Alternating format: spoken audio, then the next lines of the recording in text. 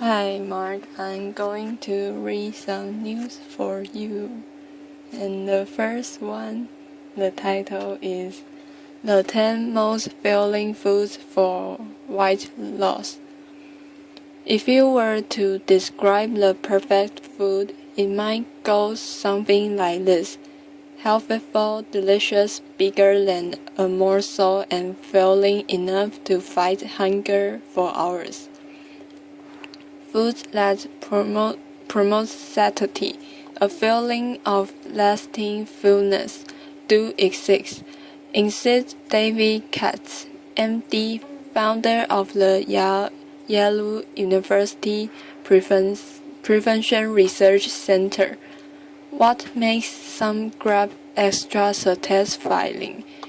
Fiber and protein can help, says Barbara Rose, PhD, author of the Ultimate Fermented Diet. Getting more bang for your bite matters too. Low energy density foods which yield big portions for few calories. Allow you to eat more without gaining weight, Rose says. One son of that, make room for these secret weapon pigs. Baked potato. The potato has been unfairly demonized. It's actually a potent hunger tamer. In a study that measured the satiety index of 38 foods, including brown rice and whole wheat bread, people ranked boiled potato highest, reporting that they felt fuller and ate less 2 hours after consuming them. So, potatoes are often shunned because they are considered high in carbohydrates that they shouldn't be, whether baked or boiled. They are loaded with vitamins, fiber, and other nutrients. Result, you get steady energy and lasting fullness after nourishing on them. Feel even fuller. Eat baked and boiled tuberous skin on to get more fiber for just 160 calories a pop. Eggs. A study from St. Louis University found that folks who ate eggs for breakfast consumed 330 fewer calories throughout the day than those who had a bagel. Eggs are one of the few foods that are a complete protein, meaning they contain all 9 essential amino acids that your body can't make itself, says Joy Dabus, RD, spokesperson for the Academy of Nutrition and Dietetics. Once digested, those amino acids trigger the release of hormones in your gut that suppress appetite. Feel even fuller. Don't discard the yolks. About half an egg's protein lives in those yellow pods. Adding vegetables to a scramble boosts its volume and fiber content for few extra calories. An egg has 78 and a cup of Spanish just 7. Bean soup. Soups have a high water content, which means they fill your stomach for very few calories, says Rose. Bruce-based bean soup, in particular, contains a high dose of fiber and resistant starch, a good carb that slows the release of sugar into a bloodstream. To make that feeling really stick, once in the stomach, fiber and water activate stretch receptors that signal that you aren't hungry anymore. Rose says, all this for a measly 150 calories per cup. Feel even fuller. Reset the cracker pack on the side in favor of a bigger soup helping. Beans are stretched, satisfying and caloric enough on their own. Rose says, hate soup, throw lentils, black-eyed peas or kidney or navy beans into a finger-based salad.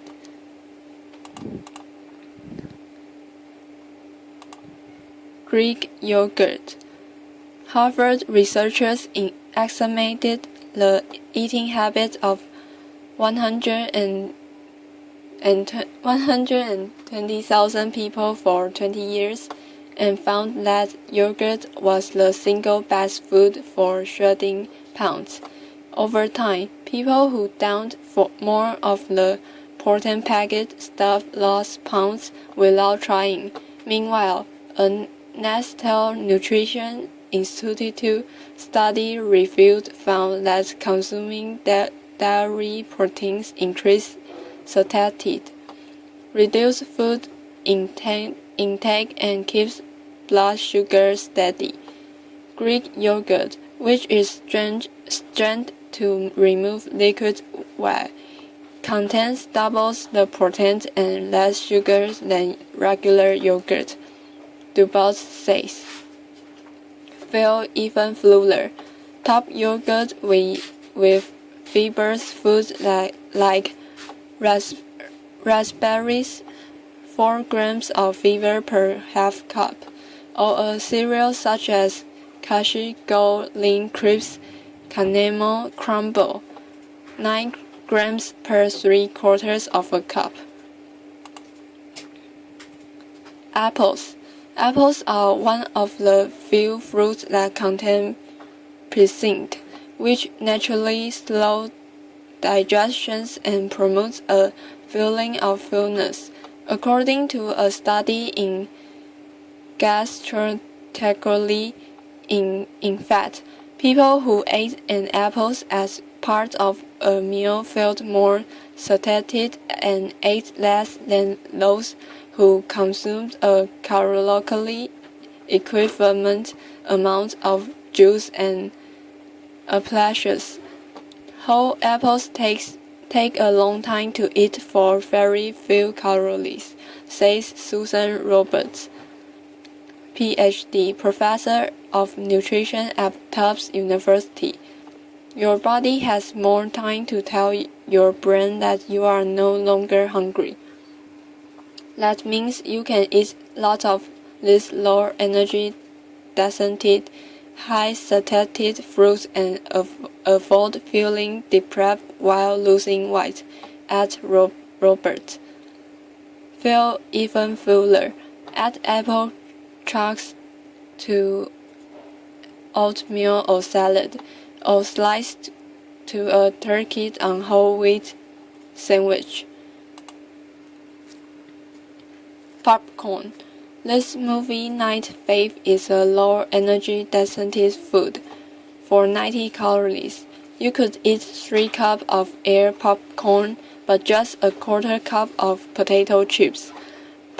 Popcorn takes up more room in your stomach, and seeing a big bowl of it in front of your tricks you into thinking that you are eating more calories and that you will feel full when you are finished, Rose says. Feel even fuller. Sprinkled on some red pepper. In a recent Purdue University study, people who added a half teaspoon of the spices to a meal felt less hungry. Figs. A great natural cure for a sweet tooth. Fresh figs have a dense consistency and sweet flesh that is high in fiber. Each 37-calorie fig packs about a gram, which slows the release of sugar into the blood, preventing the erratic high caused by cookies or cake. Feel even fuller. healthy and add protein, like a teaspoon of goat cheese and a walnut.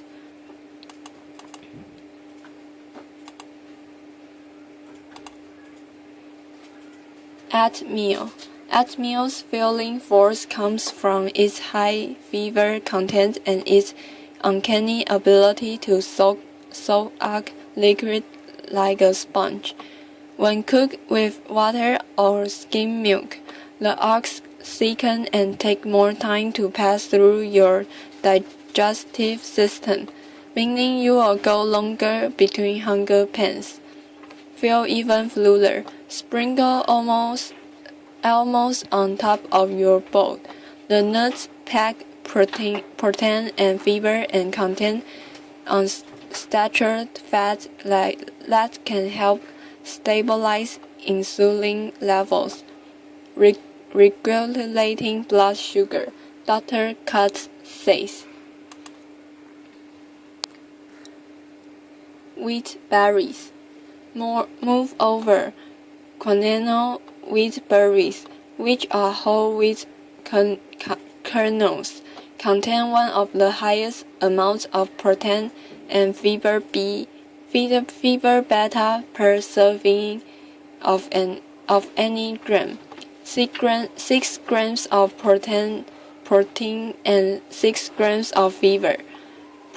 Protein triggers the hormone ghrelin to tell our brain that we are satisfied, Roberts explained, and fiber activates appetite, suppressing gut hormones. Feel even fuller. Do what celebrity chef Ali Krieger RD does. Toast wheat berries with apples, nuts, and other diet-friendly foods to make a super tasty salad. That's her recipe at right. Smoothies. While most beverages don't satisfy hunger very well, drinks blended full of air are an exception. They cause people to feel satisfied and eat less at their next meal, according to a Penn State University study. Just be sure you are not whipping your smoothie full of sugary, caloric ingredients like fruit juices or flavored syrups, which will negate the health benefits. Feel even fuller. Put ice and fat-free milk or yogurt in the blender. Add in fruits and give it a whirl. Try strawberries, which are extremely low in energy density. They are 92% water, and bananas, which are loaded with resistant starch. And this news is over.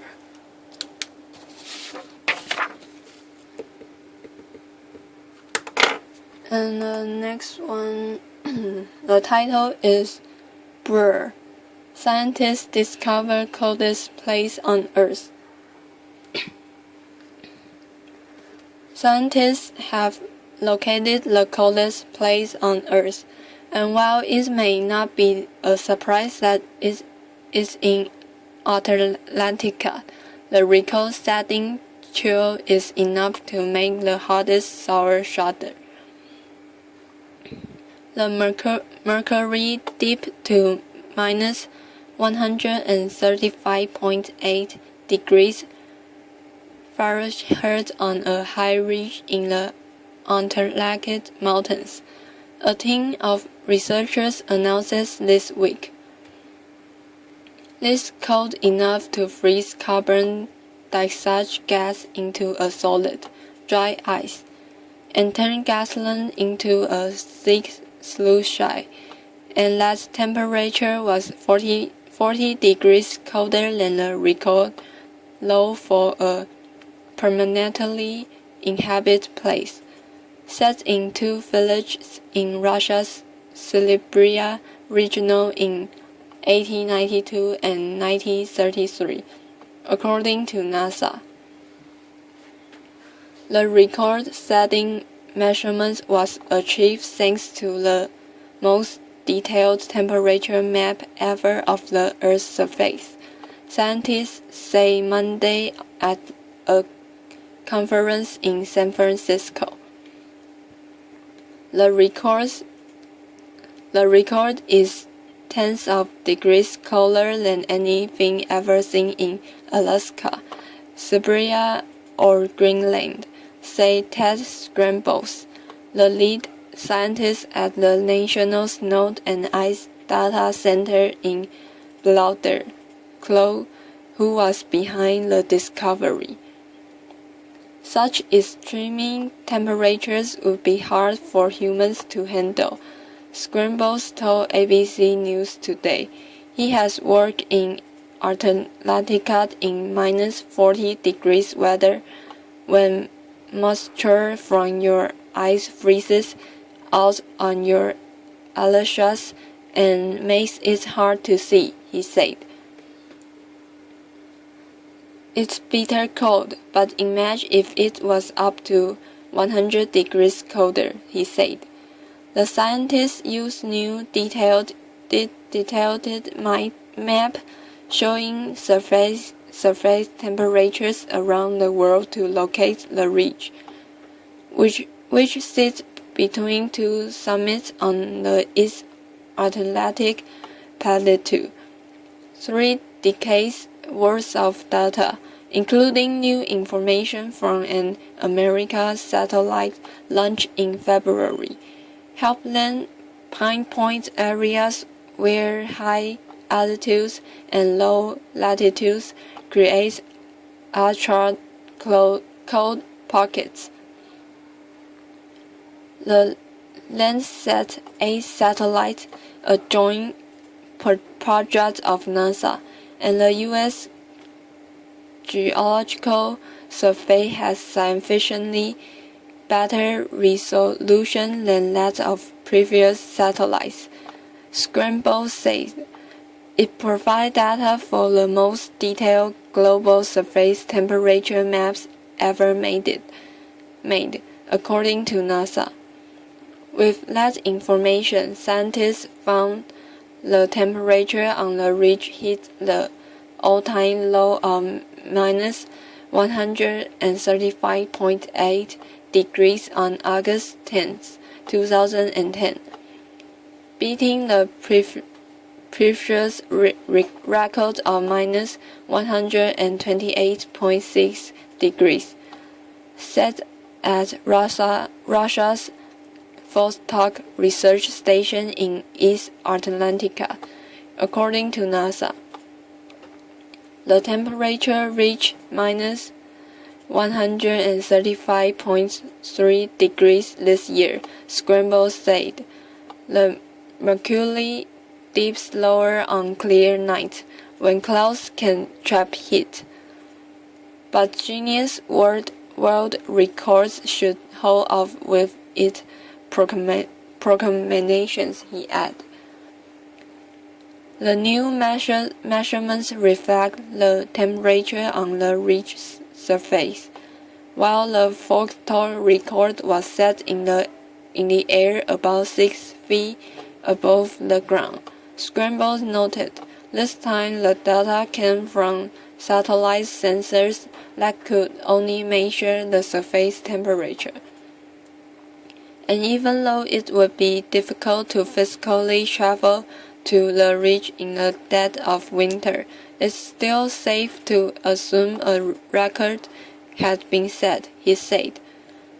The air temperature there is likely to be several degrees colder than the air temperature at Vostok, Scramble said. That means if you are standing on the Antarctic ridge, your head will still freeze about as quickly as your feet. And this news is over. And the next one, the title is Grace Hopper, pioneer computer scientist, celebrated in Google Doodle. In an age of smartphones and tablets, it can be hard to imagine a time when the typical computer weighed 5 tons and took up more space than your boss office. Grace Hopper worked on one of those behemoth machines and helped create one of the first computer programming languages, COBOL. Today's Google Doodle celebrates her birthday.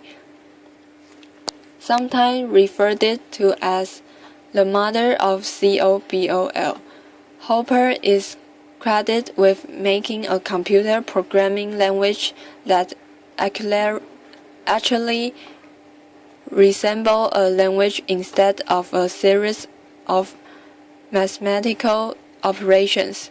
COBOL, short for Common Business Oriented Language, was intended to make computer programs accessible to the business world the same way that the Fortran language opened up computers to research scientists. Shakuntala Desai, the human computer, honored in Google Doodle. Today's Google Doodle shows an example program that Hopper would write to calculate and display her age, but it also shows something else that she's known for, coining the word debugging. When she was working on the Harvard Mark I computer, Hopper saw that the machine was making mistakes. As it turns out, a mouse was jammed between two of the computer's moving parts, causing the errors. She tapped the dead insert into her book and wrote the note. First Aquilo bug found. Luckily, the Google Doodle's computer didn't need to be debugged, as the mouse survived its trips through the machine. Vintage Apple I sells for $671,000. Appropriately enough, today also marks the beginning of Code.org's initiative, Hour of Code. The week-long event is advocating that schools across the country teach students at least 1 hour of logical thinking and computer science fundamentals sometime this week. And this news is over. And the next news, and the title is Facebook considering simplify button 5 other Facebook buttons we like.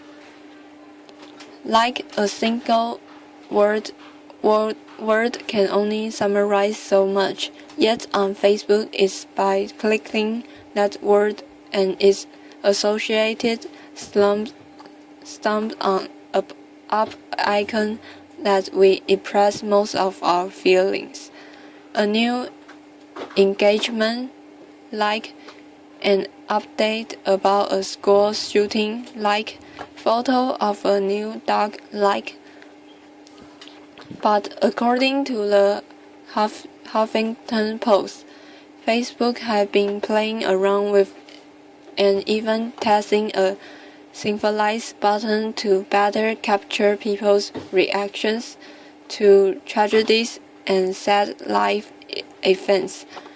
That would be a nice start, but there are certainly a number of other emotions we like to see captured with simple one-click buttons. Here's a list of the top 5 buttons we like to see Facebook add. Got any others we don't have here? Let us know in the comments or on Facebook. Dislike. Of course, the most natural button to add would be the opposite of the current option. But Facebook has long said that a dislike button wasn't a good idea, as it wants to keep the social network a positive place.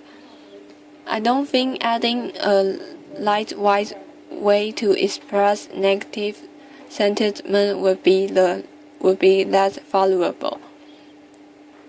Facebook product engineer Bob Baldwin said in a Reddit AMA in April, "We can still dream." Seriously, upon the 40th photo of a friend's new engagement ring or baby, a seriously button must just do the trick. Other opportune user of his button, any post tag with the word YOLO, and any post longer than 200 words. Meh. Okay, so this one might be overkill, but sometimes you just aren't impressed. It's not as strong as dislike, and surely it's not for something you like. It's just a meh reaction. Want. A photo of 3 adorably cute puppies appears in your timeline. You don't just like them, you want them. Of course, this is also the one brand social media managers across the globe have been dreaming of. Real metrics about how many users want a product. Love. Sometimes you just need a stronger L word. And this news is over. The next one, the title is "Sorry You Can't Blame Hormones for Your Bad Mood." Prevention. Feeling grumpy. The classic unhormonal excuse may not be exactly that, just an excuse. A new study from Stanford University finds that designing estrogen levels have no influence on women's mood. Previous research has shown a tenuous link between estradiol, one form of estrogen, and depressions in older post-menopausal females. There is a lot of thought that estrogen has an important role with mood for women, with higher levels being associated with better mood, says lead study author Victor Henderson, MD. But the clinical data behind that is really not very strong. In his new study, Dr. Henderson and his team compared reproductive hormones levels in women who recently gone through menopause less than 6 years before, and those who'd made the transitions more than a decade period. He then measured their mood to see if estrogen in particular might play a role. The finding with mood is that we really didn't have a scientific finding, Dr. Henderson says. Translation: there was no link between the amount of estrogens in postmenopausal women's blood and how irritable or grumpy they felt.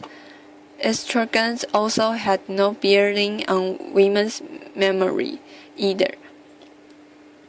Why? Because it may be hormone swings rather than the actual levels of the chemical circulating through your systems that dictate how you feel. Before the final menopause occurs, there is a time when hormone levels tend to fluctuated a lot, says Dr. Henderson. I think this is when a lot of the mood fluctuations occur. They may explain why pre- and post-menopausal women don't differ in rates of the blues, while there does appear to be a heightened risk of developing depressions symptoms during the transition itself, says Dr. Henderson. So what does cause some women to be so darn moody? There might be genetic and biological factors, but those haven't been tested out yet, says Dr. Henderson. A lot of folks think it comes back to physiological subjective stress in one's life, sleep deprivation, change in sleep habits. That's good news for you, because those are things you can somewhat control. And the news is over. Bye bye, Mark.